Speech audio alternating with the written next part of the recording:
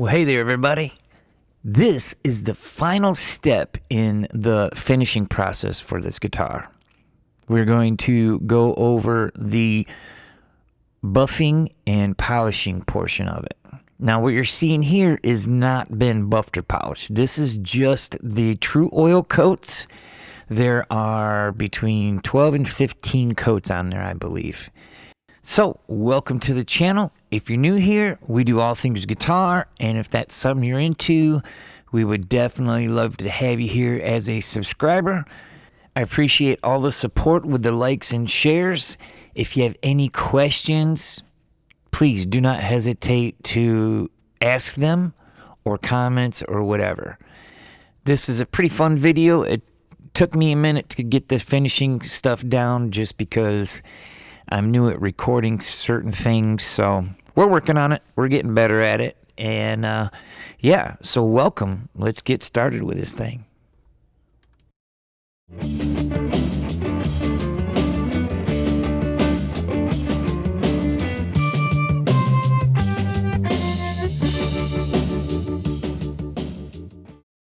Here are a few things you're going to need that you can just pick up either at your local Harbor Freight or Walmart or whatever. Now, I am used to polishing these guitars with a polishing wheel and different compounds that way.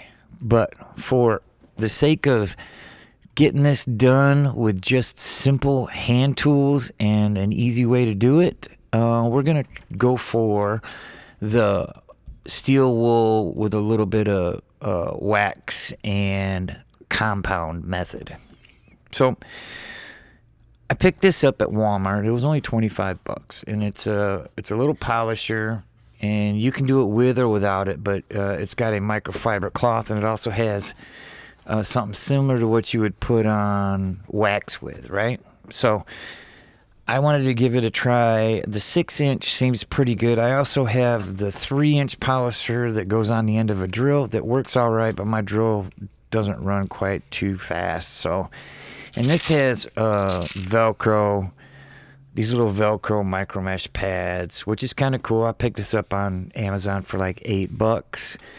And I thought the 3-inch would be a little bit better because you could get into a little bit smaller, tighter areas, but for the flat surfaces, this thing is pretty good. And it's pretty easy to control.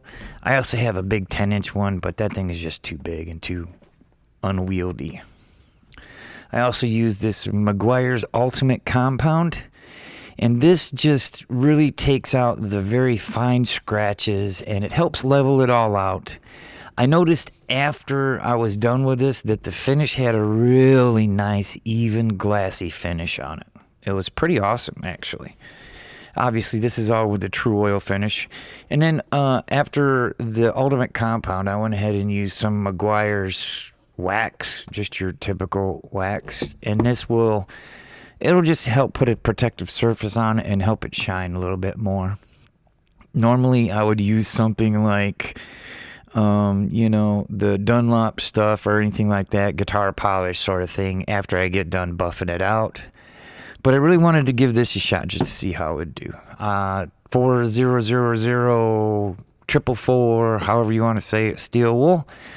We'll run this across the flats at first, and it just helps flatten out the surface, get away little burrs and, just little imperfections that, you don't want on there. I also always have a piece of tack cloth with me just to have it because it's good stuff.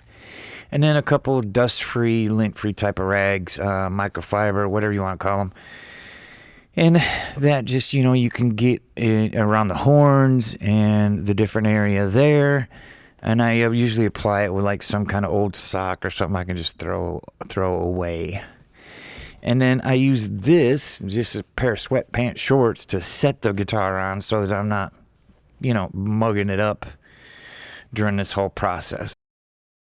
And we're starting with the steel wool. Now, this is fairly simple. You just taking the steel wool and dulling the shine just a little bit. You don't have to press hard or anything like that.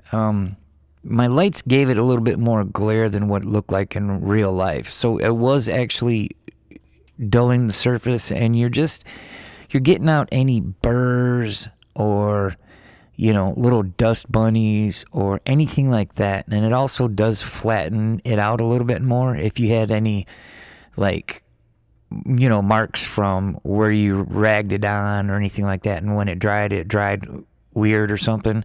This will definitely take care of all that stuff. But you don't want to get too crazy with it, because you're not taking really anything off. You're just basically scuffing up the surface and getting it a little bit dull. You can see there, it's a little bit duller than what it was before, and that to me is just about right.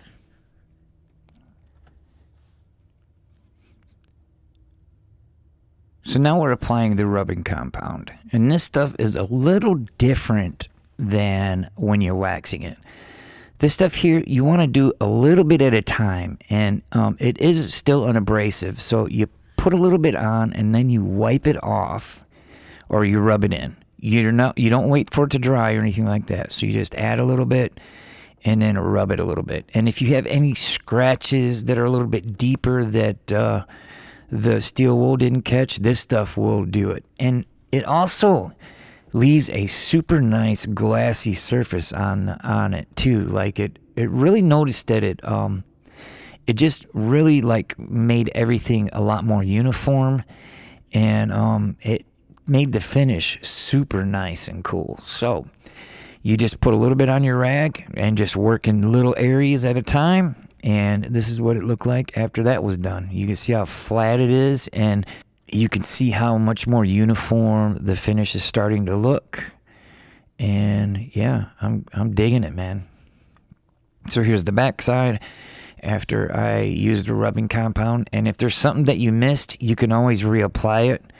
And if you've never done this before, just work in small areas, and don't worry if you miss something, because you can always go back to it.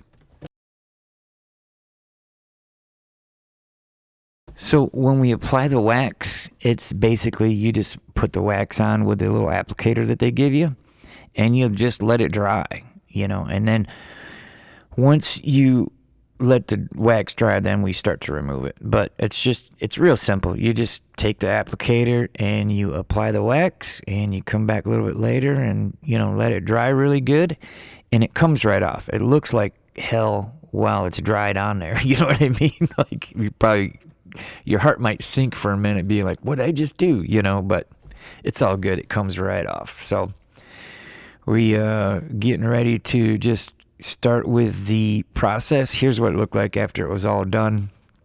You know, it looks kind of scary at first, but it comes right off. No problem.